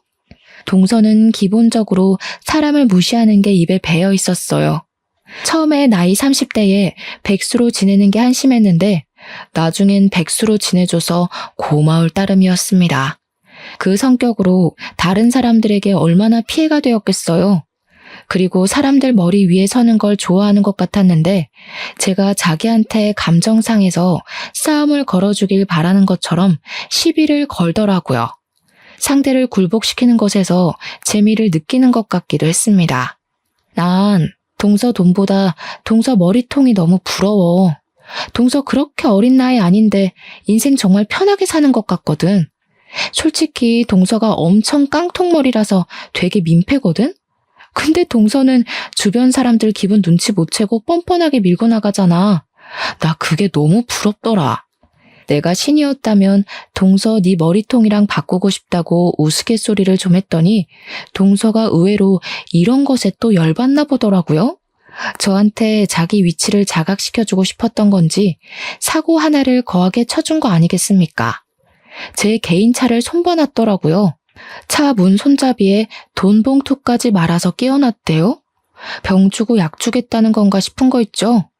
남편이 그 사실을 알고 동서한테 화가 나서 당장 따지러 가려고 했는데요. 그거 제가 우선 말렸습니다. 그래봤자 동서는 제 똥차를 비아냥거리기만 할 뿐 자기 잘못에 대해선 반성조차 안 할 것 같았거든요. 일단 돈 봉투까지 대놓고 두고 갔다는 건 자기 행동임을 숨기지 않겠다는 뜻과 마찬가지잖아요. 동서가 저질러 놓은 행동에 화부터 내는 건 그저 동서랑 놀아주는 집밖엔 안 된다고 생각했어요. 저는 동서가 제 차를 손괴하는 증거물만 우선 모아놓고서 때를 기다리기로 했습니다. 그리고 차 문제에 대해선 더 언급하지 않았어요. 혹시 시댁을 가서 동서를 마주치는 일이 있더라도 적당히 고분고분한 척 수그려 주었죠. 언젠가는 동서의 성격이 집안에 큰 화를 가져올 거라 생각했어요. 그 기간이 너무 오래 걸린다 싶으면 제가 일을 꾸미려고도 했습니다. 그런데 역시나 동서는 다른 사람들과 어울려 살 수 없는 성격인가 봐요. 그렇게 돈 없는 사람 무시하던 동서 성격이 결국 저희 집에 대단한 불씨를 퍼뜨렸는데요. 그날은 다름 아닌 시모가 집에서 개모임을 할 때였습니다. 시모는 어김없이 저를 잡일시키려고 며칠 전부터 제게 연락해 시댁으로 대기를 시켜놨어요. 시모랑 동서한테 여전히 감정 상해 있던 남편이 뭐하러 개모임까지 챙기냐고 시댁에 가지 말라고 했으나 동서의 약점을 잡으려면 동서 꼴을 좀 더 지켜봐야 했어요. 남편에겐 이번만 해주고 다음부턴 안 하겠다고 말한 뒤에 시댁을 갔습니다. 일단 시모에게 안 하겠다는 말을 미리 못했기 때문에 마지막이다라고 생각하고 하려 했던 마음도 있어요. 그렇게 좀 일찍 도착한 시댁엔 동서도 와 있었어요. 동서는 결혼하고 나서 집에서 개모임하는 시모를 처음 보는 날이었습니다. 시모가 동서를 친구분들에게 자랑하고 싶었는지 일부러 개모임하는 날 동서까지 부른 것 같더라고요. 대신 일은 시키지 않았어요. 시모는 역시 동서가 음식하는 데에 손도 못 대게 했고 저한테만 이것저것 명령이 많았습니다. 그래도 남편 때문에 한동안 제게 말 거는 걸 조심하더니 개모임 하는 그날은 시모가 유독 들떠서 조심성이 없어진 것 같았어요. 그건 동서의 존재 때문이었을 겁니다. 시모 성격에 부잣집 며느리 들어왔다고 친구들한테 엄청 자랑했을 거거든요. 아니나 다를까. 동서는 제게 시모를 욕했던 모습은 감쪽같이 숨기고서 또다시 시모 홀리는 구미호가 되어 있었습니다. 시모에게 애교를 잔뜩 부리면서 자신의 위치가 이게 당연하다는 듯 앉아서 TV 보고 시모랑 말동무하며 놀기만 하더군요. 또 시모 기죽지 말라고 개모임 때 입을 옷도 준비를 해준 것 같았어요. 내가 좋은 며느리 뒀더니 친구들 만나는데 이런 선물도 다 받아보네. 이래서 집에 누가 들어오느냐에 따라 사람 기분이 달라진다니까. 어쩜 이렇게 기특한 생각을 했을까. 시모랑 동서는 꼭 제 주변에 와서 그렇게 떠들어댔습니다. 예전에는 그저 둘 사이가 좀 꼴사나웠는데 이번에는 제가 동서의 진짜 속마음을 알고 있을 때라 그런지 시모가 동서한테 제대로 이용당하고 있는 걸로만 보이더라고요. 저 둘의 속마음이 서로한테 들통나면 어떻게 될지가 궁금해서 그냥 웃기기만 했어요. 그렇게 개모임이 시작되었고 예상했던 대로 시모가 개모임 사람들에게 동서를 자랑하기 시작했습니다. 저는 며느리가 되고서 한 번도 들어본 적 없는 시모의 낯간지러운 말들이었죠. 내가 아끼는 막내 며느리잖아. 얼마나 싹싹하고 귀여운지 몰라. 오늘 자기들 만난다고 며느리가 옷도 사줬어. 내가 요즘 막내 며느리 보는 맛에 산다니까. 너희들 알지? 나 며느리 복 없는 줄 알고 엄청 스트레스 받았던 거. 제가 주방에서 뻔히 듣고 있다는 것을 알면서도 시모는 말을 가리지 않고 했습니다. 오히려 시모 친구들이 목소리를 낮추면서 제 눈치를 더 봤던 것 같네요. 그래봤자 시모나 시모 친구들이나 똑같은 사람이었지만요. 아무튼 시모는 이미 친구들에게 동서가 부자라고 소문을 쫙 퍼뜨려 놓은 듯 했어요. 다들 집에 오자마자 동서를 찾더니 밥상머리 앞에 앉아서 내내 동서 얘기만 하고 있었거든요. 시모를 부러워하기도 했고 어쩐지 시모가 걸치고 있는 것들이 수준 있어 보인다며 칭찬도 했고 자기들 며느리랑 비교까지 하면서 점점 동서 바라기가 되어갔습니다. 술 때문에 더 칭찬이 과하고 자자했던 것 같아요. 저는 그 번잡한 상황을 주방에 앉아 구경만 하고 있었습니다. 그때까지만 해도 분위기가 좋았어요. 근데 시모가 분위기에 휩쓸려서 술을 좀 급하게 마시더라고요. 몇 잔하고 기분이 너무 좋았는지 계속 동서의 심기를 불편하게 건드리는 겁니다. 아니, 얘가 너무 착해서 그렇게 막 퍼다 준다니까. 내가 따로 말 안 해도 알아서 갖다 바쳐.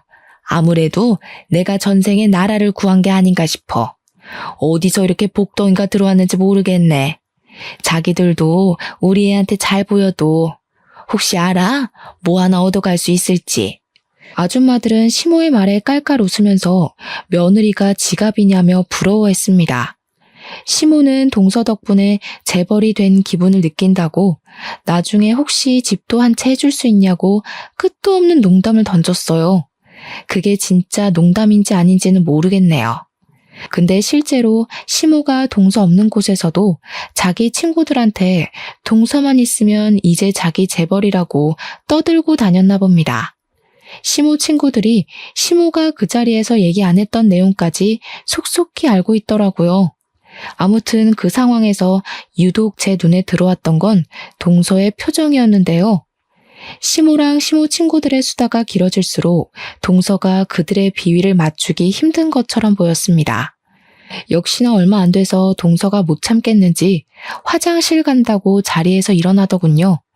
한참 화장실에 있는 것 같더니 시모가 잠깐 자리를 비웠을 때 동서가 화장실에서 나왔어요. 근데 다시 제자리로 돌아가지 않고 주방으로 들어오더라고요.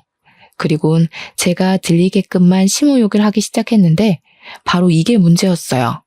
거지년들이 나이까지 먹고 쪽팔리지도 않나. 저런 식으로 새파랗게 어린 사람한테 구걸하고 싶을까? 나는 절대 나이 먹고 저렇게 안 살아야지. 너무 추접하지 않아요, 형님? 글쎄, 동서 돈 쥐어주고 개처럼 굴리는 거 좋아한다며. 내가 보기엔 동서가 원하는 대로 해주고 계신 것 같은데 말이 아다르고 어다르다고. 감히 자기가 나를 멋대로 할 수 있는 줄 알잖아요. 오냐오냐 해주니까 분수도 모르고. 근데 이 계모임 대체 언제 끝나는 거예요? 이 집 아줌마 비위 하나 맞추는 것도 귀찮아 죽겠는데 똑같은 것들 여러 명이나 상대하려니까 피곤해 죽겠어요. 동서는 계모임에 흥미가 떨어졌는지 다시 돌아갈 생각을 안 했습니다. 아예 제 앞에서 속에 쌓였던 욕을 털어내려고 작정하고 자세까지 잡더군요. 그렇게 화가 나면 어머님한테 직접 가서 말하지 왜 뒷담만 까? 동서가 말만 하면 어머님이 어련히 조심할까. 어머님이 동서 엄청 좋아하잖아. 이 형님 순수하시네. 어머님이 절 좋아하는 거겠어요? 제 돈을 좋아하는 거지. 저도 그 정도는 알아요. 그런 사람들 얼마나 많이 봤다고요. 그렇게 싸구려 냄새 풍기는 사람들은 상대해봤자 제 인생만 피곤해져서 안 건드리고 싶네요. 동서가 어머님 좋아하는 줄 알았는데 아닌가 봐. 어머님이 아시면 실망하시겠다. 난 그래도 동서랑 어머님이 잘 통한다고 생각했거든. 어머님은 그렇게 생각하시는 것 같길래. 네? 수준 떨어지는 소리 하지 마세요. 죽었다 깨어나도 어머님한테 손톱만큼의 정도 없어요. 저한테 무슨 일 생기더라도 절대 이 집에 제 친정 재산 떨어지는 일은 없을 거예요. 이 사람들 빚도 있다면서요?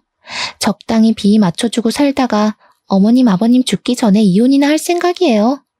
동서랑 저랑 1살 차이인데도 한참 철없고 어리다는 생각이 들었어요. 안타깝게도 동서 또한 술을 몇 잔을 해서 그런지 당시 자신이 무슨 상황에 처해 있는지 전혀 눈치 못 채고 있더라고요. 조금만 정신 차렸다면 알았을지도 몰랐을 만큼 기척도 났었는데 말입니다. 시댁 주방 옆에는 다이닝 룸이 하나 있어요. 동서가 화장실 간 사이 시모가 친구 두 분이랑 자리를 비웠거든요. 하필 그곳을 구경한다고 들어가 있었어요. 겨우 허술한 나무문으로만 가로막혀 있는 그곳이 주방에서 나누는 은밀한 대화를 막아주기엔 무리가 있었습니다. 저는 그걸 알고 일부러 동서한테 더 말을 시켰던 거예요. 동서가 나타나기 전까지만 해도 소란스럽던 다이닝룸은 역시나 동서의 돌발 발언 때문에 어느새 조용해졌더라고요. 시모가 저희의 대화를 엿듣고 있다는 것을 확신했어요. 시모는 충분히 그럴 위인이거든요. 그래서 동서는 여전히 시댁 식구들 개 같다고 생각해? 아무리 그래도 어머님, 아버님은 연세도 있으신데 동서가 이해 좀 해주지. 지금 비위 맞춰주는 걸로도 친구들 데려와서 이 난린데 이해까지 해주라고요? 사람은 끼리끼리 논다더니 어머님은 어쩜 그렇게 자기 같은 친구들만 사귀었대요? 친구들도 다 주인한테 꼬리 흔드는 개 같던데 봤어요? 야, 너 지금 뭐라 그랬니? 꼬리 흔드는 개? 그때 다이닝룸의 문이 확 열리면서 시모가 등장했어요. 두 사람을 더 골려주고 싶었는데 시모가 거기까지 참는 건 좀 힘들었나 봅니다. 그래도 동서를 놀래주는 건 성공했어요. 동서는 되게 깜짝 놀라며 시모를 마주했는데요.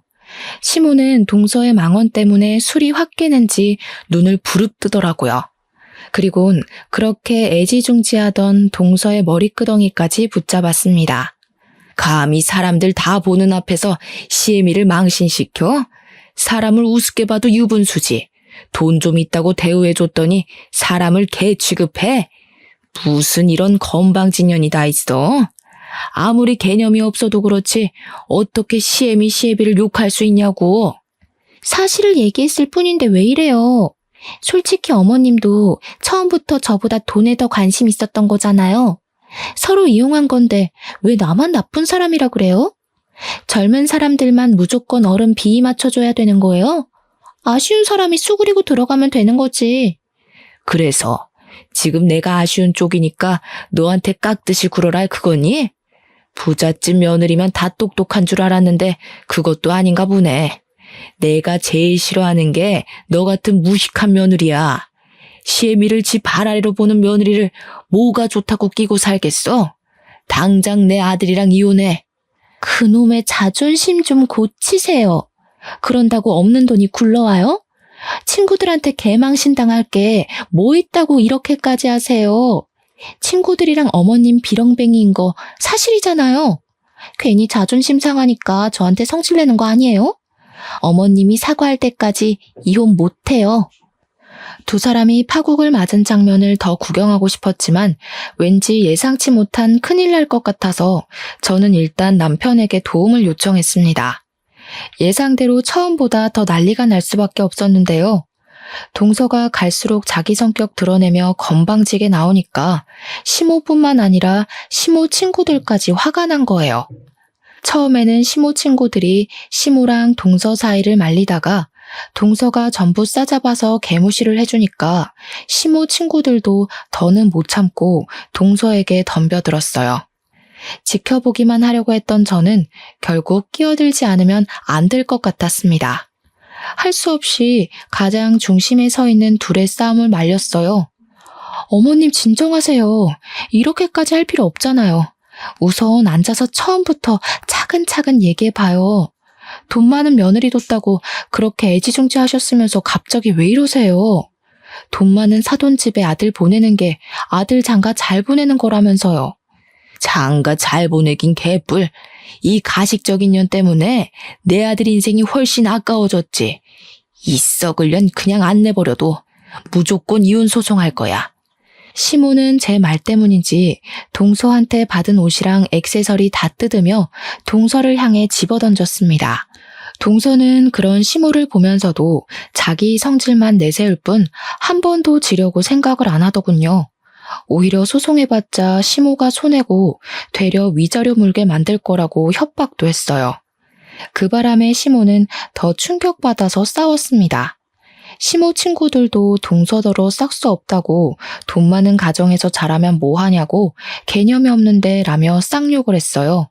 때마침 타이밍 좋게 남편이랑 시동생도 들이닥쳤는데요. 엉망진창인 상황 때문에 저한테 설명을 먼저 들어야 했고 그 다음 사태를 진정시켜 주었습니다. 그리고 시모는 시동생을 발견하자마자 당장 이혼하라고 생 난리를 쳤어요. 나는 저딴 무식한 년 며느리로 절대 못 둔다. 저 년이랑 이혼 안 하면 내가 이 집을 나갈 거야. 역시 시모는 자존심이 센 편이었어요.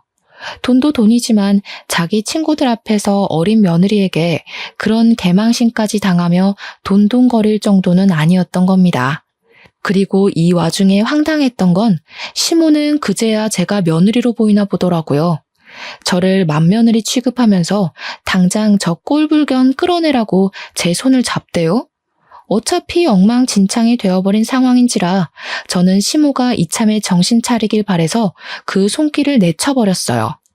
죄송해요 어머님. 어머님도 저한테 잘하신 거 딱히 없잖아요. 제가 여기서 어머님 편들어줘야 할 이유가 없어요. 마음 같아선 저도 그동안 어머님 머리채 수십 번은 잡았거든요. 다만 저는 동서처럼 머리통이 깡통이 아니라서 제 신용 잃을 짓은 참았을 뿐이에요. 뭐야? 이것들이 단체로 미쳤나? 너희들 둘이서 짜고 나 엿먹이려고 그런 거야? 둘 다 쫓겨나고 싶어? 동서랑 둘이서 지지고 볶든 말든 그건 제 알 바 아니고 일단 상황이 이렇게 된 김에 말씀드릴게요. 저는 남편이랑 의논해서 더 이상 어머님 안 모시려고요. 남편이 거절하면 이혼해서라도 어머니랑 인연 끊을 거예요.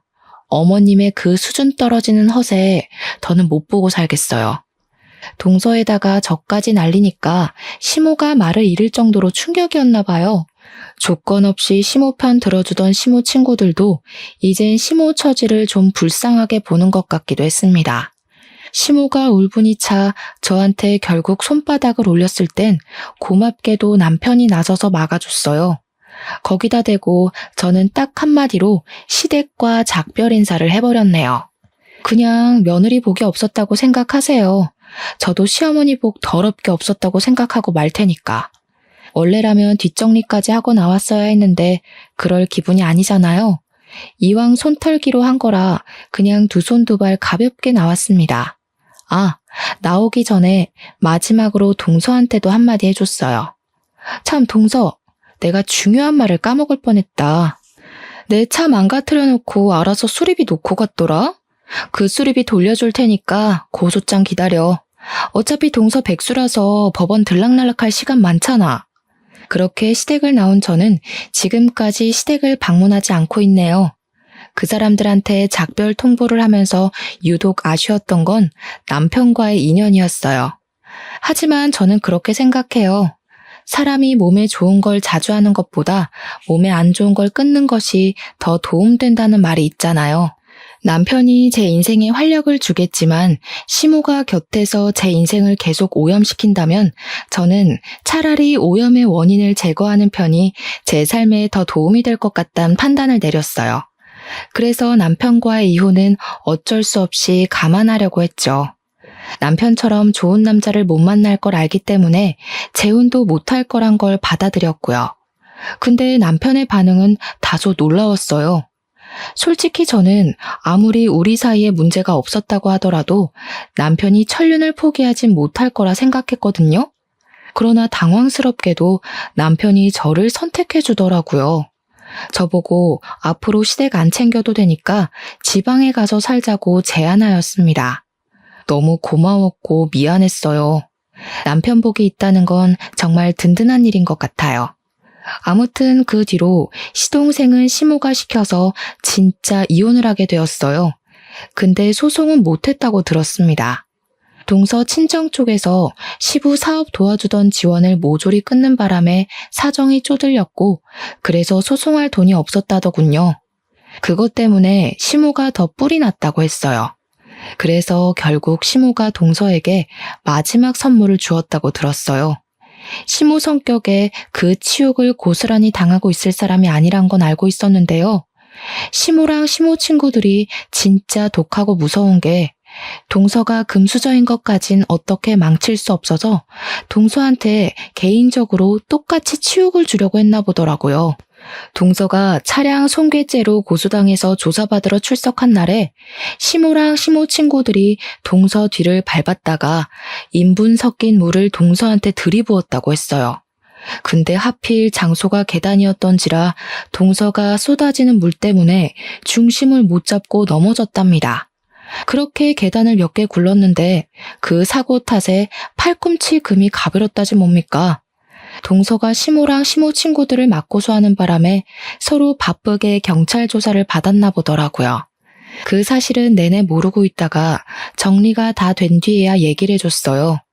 시모가 돈 좀 빌려달라고 남편한테 연락 왔었는데 남편이 시모더러 나한테 진심으로 무릎 꿇고 사과했으면 좋겠다고 했다네요. 근데 그 뒤로 시모가 남편한테 연락을 또 끊었대요. 아직은 저한테 삐쳐있는 것 같았어요. 그렇게 지방으로 온 지 반개월이 되었는데도 저는 시모한테 사과를 받지 못했습니다. 남편은 제가 괜찮다고 할 때까지 자기도 시부모님을 볼 생각 없다고 했어요. 남편 또한 시부모님의 실망스러운 모습을 많이 봤다고 하더라고요. 이런 상황에서 안심을 하면 안 되는 줄 알지만 그래도 남편과 이혼하지 않고 나름 현명하게 시댁과의 관계를 정리할 수 있어서 좀 다행이라 생각했어요. 시모가 언제 정신을 차릴지는 모르겠지만 시모가 사과한다고 해도 제가 그 용서를 과연 믿을 수 있을지도 모르겠네요. 앞으로 제 결혼 생활이 지금처럼 무탈하길 바랄 뿐입니다. 사연은 여기까지예요. 들어주신 청취자분들 정말 감사드려요. 항상 건강하세요.